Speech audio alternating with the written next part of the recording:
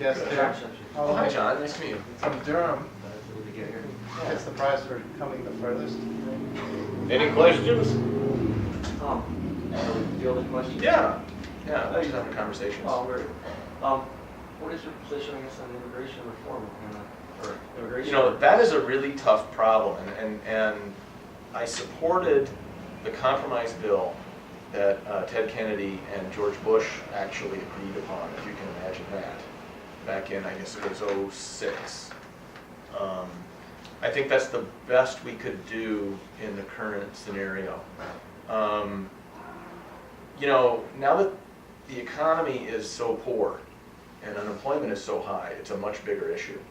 But back when unemployment was unbelievably low, we would have been in a bad situation in this country if it wasn't for some of the illegal aliens. You know, they did a lot of labor that nobody else wanted to do.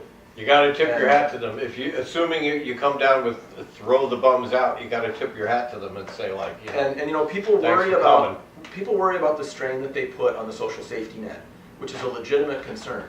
But you have to remember that if they're paid on the books, you know, they literally are getting a paycheck, they get 6% of their paycheck taken out and put into Social Security that they will never collect.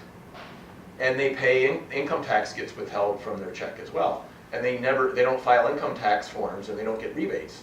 So in actuality, in terms of fiscal government books, they were actually contributing money into the system. Now, the problem is they're taking jobs. And now, you know, for a while there, unemployment was so low. Unemployment was lower than economists believed it could ever get, theoretically, for a while there in the 90s. And people weren't so worried about illegal immigration, especially before 9/11, before people were worried about national security issues as well.